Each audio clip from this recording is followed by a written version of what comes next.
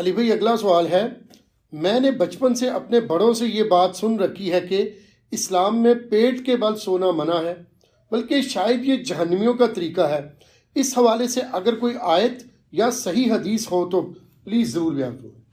دیکھیں جی، بڑے بزرگوں سے جو کچھ آپ نے بچپن سے سن رکھا ہے سب کچھ ہی غلط نہیں ہے، کچھ ٹھیک بھی ہے۔ ظاہر ہے ان کو ہر بات ہی تو غلط نہیں بتائی گئی تھی، صحیح باتیں بھی بتائی گئی تھی۔ تو انہی صحیح باتوں میں سے ایک یہ بات بھی ہے کہ پیٹ کے بل سونا گناہ ہے، اللہ کی نافرمانی ہے۔ سنن نبی داؤد میں حدیث ہے، ایک صحابی تھے اصحاب صفہ میں سے، سیدنا قیس غفاری، وہ کہتے ہیں کہ میں مسجد نبوی میں لیٹا ہوا تھا،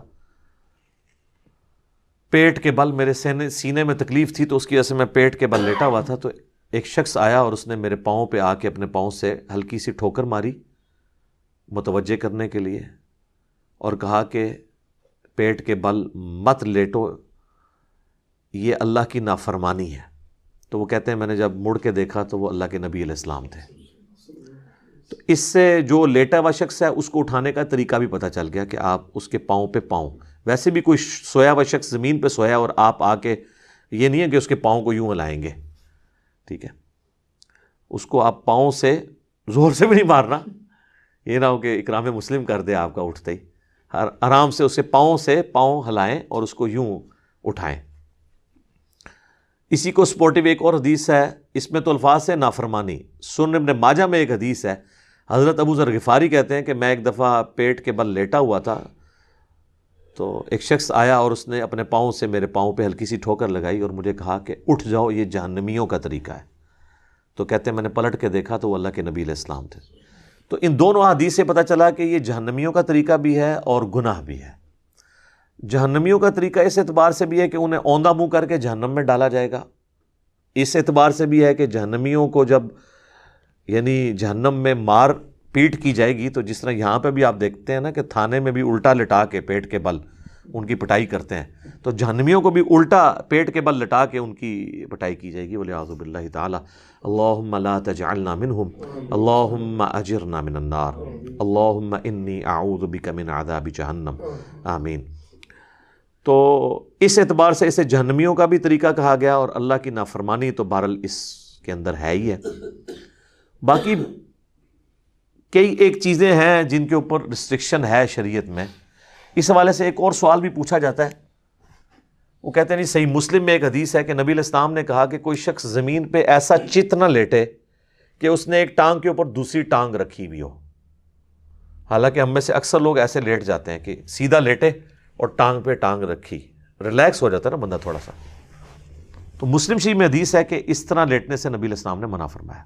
اگلے دن بھی ایک بھائی نے مجھ سے رابطہ کیا اور ان نے کہا کہ میں نے مشکات میں بھی یہ حدیث پڑھ لی ہے، تو پھر میں نے ان کو بتایا یہ حدیث جو ہے یہ منسوخ ہے یا کسی اسپیسیفک کنڈیشن کے لیے، کیونکہ بخاری اور مسلم دونوں میں حدیث ہے کہ نبی صلی اللہ علیہ وآلہ وسلم کو ایک صحابی کہتے ہیں میں نے اس حال میں لیٹے ہوئے دیکھا کہ آپ علیہ السلام نے چت لیٹے ہوئے تھے اور اپنی دائیں ٹانگ اپنی بائیں ٹانگ کے اوپر یوں رکھی ہوئی تھی۔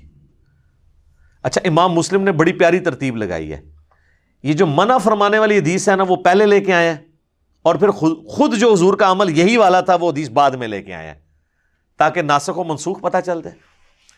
دوسرا، یہ منسوخ اگر نہ بھی ہو نا، ایک اسپیسیفک کنڈیشن کے بارے میں ہے۔ وہ مسلم شریف میں یہ الفاظ ہیں اس حدیث کے اندر جس میں منع کیا گیا ہے، اس میں نبی علیہ السلام نے فرمایا کہ جو کوئی شخص ایک کپڑے میں لپٹا ہوا ہے نا تو وہ احتبا کی حالت میں نہ بیٹھے گوٹھ مار کے، یعنی دونوں گھٹنے کھڑے کر کے اور یوں اس کو گھٹنوں کو پکڑ لینا، تو ایک کپڑے میں اس کا ستر کھلنے کا اندیشہ ہے، اور نہ وہ اس حالت میں زمین پہ اس طرح لیٹے کہ وہ ایک ٹانگ پہ دوسری ٹانگ رکھے۔ اگر آپ نے کپڑے اس طرح کے پہنے ہوئے ہیں کہ جو ایک چادر میں آپ لپٹے ہوئے ہیں تو اس میں آپ جب یوں کریں گے تو آپ کی بے پردگی ہونے کے چانس ہیں۔ پینٹ میں یا ٹراؤزر میں یا شلوار میں اگر کوئی شخص یوں کرتا ہے تو اس کی بے پردگی کے چانس نہیں ہوں گے۔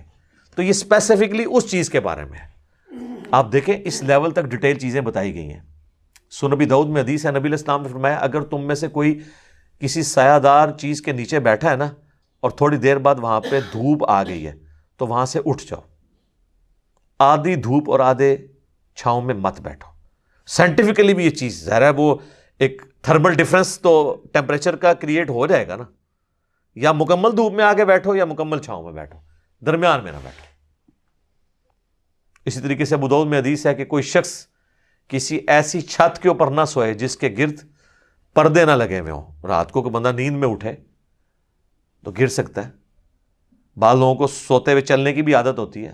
سوتے ہوئے چلنے کی عادت نہ بھی ہو, بعض اوقات ہمارے ساتھ عام حالت میں بھی ہوتا ہے کہ ہم جب صبح اٹھتے ہیں کئی بار پوری یعنی وہ بوٹ نہیں ہوا ہوتا دماغ, آپ کو اپنے گھر میں بھی نہیں پتہ چل رہا ہوتا میں کون سے کمرے میں آج سویا ہوا ہوں, تو کسی اور طرف چلا جاتا ہے. اور کئی لوگ سیڑھیوں سے اپنی گر گئے ہیں, گئے باتھ روم تھے لیکن وہ دوسرے راستے پہ سیڑھیوں سے نیچے جا کے گر گئے ہیں, نہیں پتہ چلا ان کو. ہو جاتا ہے ایسے. تو نبی علیہ السلام فرمایا ایسے آپ نے چھت پہ بھی نہیں سونا جس کے گرد پردہ نہ ہو, تاکہ اگر کوئی ایسا معاملہ ہو جائے تو پھر اپنے آپ کو ملامت کرنے والی بات ہے. بخاری مسلم میں ایک حدیث ہے, نبی علیہ السلام نے فرمایا کہ کوئی شخص رات کو اپنے گھر میں اس حال میں نہ سوئے کہ اس کا کوئی جو ہے وہ دیا وغیرہ بتی جل رہی ہو, اس کو بجھا کے سوئے. آگ انسان کی دشمن ہے, کیونکہ شیطان بھی آگ سے بنا ہے, وہ انسان کا دشمن ہے. اور اسی حدیث میں موجود ہے کہ مدینہ شریف میں ایک گھر تھا جو رات کو یہ دیا جلاتے ہوئے سو گئے, تو رات کے وقت چوہا آیا تو وہ بتی کو لے گیا اپنے ساتھ اور پورے گھر کو آگ لگ گئی. کیونکہ وہ تیل ہوتا تھا, مٹی کا تیل تو ہوتا نہیں تھا, وہ تو چوہا تو ظاہر پیے تو مر جائے. اس زمانے میں تو کھانے والا تیل ہی جلانے کے لیے بھی استعمال ہوتا تھا. امیر لوگ زیتون استعمال کرتے تھے, غریب لوگ اور تیل استعمال کر لیتے تھے.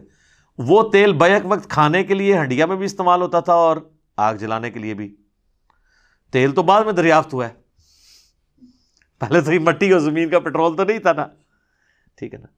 یہ تو اللہ نے دنیا بقدر ایفرٹ رکھی ہے, ورنہ کسی بزرگ نے جب نگاہ مارتے تھے ساتوں زمینیں کراس کرتی تھی تو تیل بھی کراس نہ ہوتا. یہ تو سر ایڈون نے پنسلوینیا میں تیل کا کنواں جو ہے 18ویں صدی کے اندر آ کے, بلکہ 1800 کچھ کے اندر آ کے دریافت کی ہے. وہ بھی حادثاتی طور پہ, وہ تیل کا پہلا کنواں ابھی بھی موجود ہے 19ویں میں ہی آ کے آپ سمجھ لیں 1800 کچھ کے اندر. تو وہ یہ تیل ڈیفرنٹ ہے جو آج کل ہم لالٹین میں کبھی استعمال کر لیں یا کوئی چلانے کے لیے. تو نبی علیہ السلام نے وہ بھی منع فرما دیا, اور آج بھی آپ دیکھ لیں اس کی ماڈرن فارم. آئے دن سردیوں میں ہر دفعہ ٹی وی پہ خبریں آتی ہیں کہ وہ گیس کا ہیٹر چلتے ہوئے چھوڑ دیا, پیچھے سے گیس چلی گئی, جب وہ واپس آئی تو وہ ظاہر ہے وہ بہت مہنگے ہیٹر ہوتے ہیں جو آٹومیٹکلی آف ہوتے ہیں, گیس آئی بندے مر گئے. اور کئی جگہ تو دم گھٹنے سے مر جاتے ہیں کہ وہ انگیٹھی جلائی ہوئی ہوتی ہے اور وہاں پہ آکسیجن اتنی ختم ہو جاتی ہے کہ رات کو سوئے بھی سو جاتے ہیں. تو اس اعتبار سے یعنی ہمیں شریعت میں پابندیاں بتائی گئی ہیں. البتہ نبی علیہ السلام نے کچھ بیٹھنے کے جو طریقے اڈاپٹ کیے ہیں فی نفسی ان میں کوئی خرابی نہیں. جیسے میں نے احتبا کا بتایا کہ یہ گوٹھ مار کے بیٹھنا, یعنی 2 گھٹنوں کو کھڑا کر کے یوں, یہ ایک چادر میں بیٹھنے سے تو منع فرمایا. لیکن صحیح بخاری میں موجود ہے کہ حضرت عبداللہ ابن عمر کہتے ہیں کہ میں نے خانہ کعبہ شریف کے سین میں حضور علیہ السلام کو کئی دفعہ اس طریقے سے بیٹھے ہوئے دیکھا ہے. یہ سنت ہے بیٹھنا, لیکن خطبے جمعہ میں نہیں بیٹھ سکتے. وہ ابو داؤد میں حدیث ہے کہ کوئی شخص خطبے جمعے کی تقریر کے دوران احتبا کی حالت میں نہ بیٹھے, کیونکہ یہ ریلیکس کرنے والی پوزیشن ہے, آپ کو نیند آ جائے گی. تو آپ نے اٹینٹو ہو کے بیٹھنا, یا دوزانوں بیٹھیں یا آلتی پالتی جسے ہم چوکڑی کہتے ہیں مار کے بیٹھنا, آلتی پالتی بیٹھنا, 4 زانوں بھی اسے کہتے ہیں. وہ بھی حدیث ہے ابو داؤد کے اندر, ترمذی کے اندر, کہ نبی علیہ السلام فجر کے بعد مسجد میں ہی آلتی پالتی یعنی 4 زانوں بیٹھتے تھے یہاں تک کہ سورج خوب بلند ہوتا, پھر آپ گھر واپس آتے. تو اس اعتبار سے بھی بیٹھنا سنت ہے. یہ تمام طریقے سنت ہے. بہرحال اس بات کی طرف واپس آئیں کہ پیٹ کے بل لیٹنا یہ گناہ بھی ہے, حرام بھی ہے, اور جہنمیوں کا طریقہ بھی ہے. یہ بات آپ نے جو سنی تھی وہ بالکل ٹھیک ہے, لہٰذا اس معاملے میں احتیاط کرنے کی ضرورت ہے. ٹھیک ہو گیا جی.